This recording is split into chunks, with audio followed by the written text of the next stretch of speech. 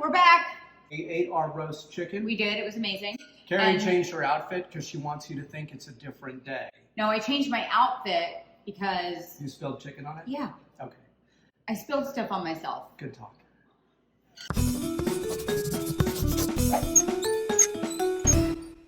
Now we're going to make the chicken stock, which is the main ingredient for the sauce that we just ate. And we use chicken stock for a lot of stuff. And I know people like to buy that canned stuff at the supermarket. It's like watered down. I don't even know what it is. I think they take bouillon cubes and put water in it and put it in a can and sell it. It's a So we're making like chicken jello, basically. So you remember, we roasted the chicken in this pan. I took the rack out. I put some of the bones in here. Here's a leg that we didn't eat yet, and I'm just going to use my hands and just kind of pull this stuff off of here. And here's the chicken we roasted. You remember, we put a garlic clove in there. I don't need that anymore. We put thyme in there. I don't want to have an overly thymy flavored sauce. And then here's our carcass. Kind of break it down, right? Yeah, and you can do that too. You can break that in half. And I'm just going to start to tear this carcass apart here. Here's the backbone. You don't really need the skin in there. This here. Ooh, that's the best part of the chicken. This is the oyster of the chicken here. This is a really delicious part of the chicken because it roasted next to the bone. It's like the best part. And so those two pieces are great to eat. I'm going to crack this in half and put all of this in here. Some meat's going to get in there. It's okay. Here's some more bones we had. Part of the chicken wing here. Here's all that vegetable goodness that we roasted. We have washed our hands, I assure you. And we're going to put that in there. Oh, here's the wishbone. Save that for Zuri. We use a lot of bay leaves. And so we put some of the vegetables in there too. Here's the pan drippings. There's some fat in there. That's okay. The fat is going to turn into that schmaltz. Have you rinsed this in the water without dumping it? And scrape that a little bit. And go ahead and pour that water carefully in there.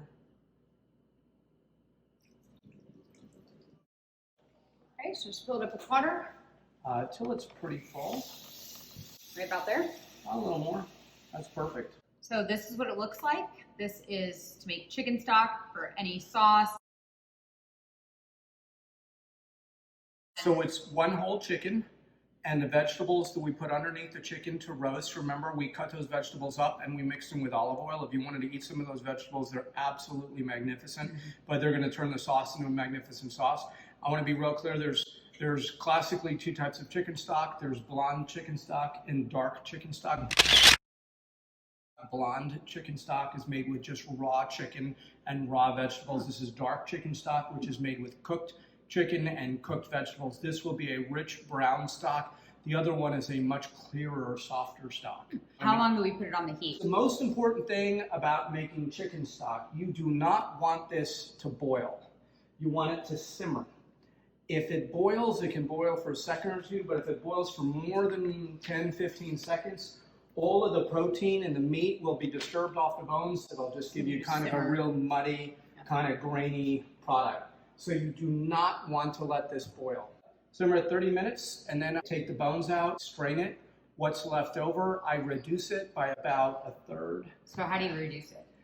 Pull the bones out with the tongue, then I run it through a strainer into another pan. Then you let it boil. I boil it hard for, 10, 15 minutes until it reduces and concentrates a little bit, maybe by about a third. Okay. And then I usually end up with 1.5 to 2 cups of stock.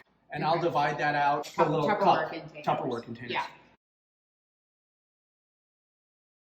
Each one ends up with a third of the chicken fat. And you don't want to take the fat off of it. You want the fat on top.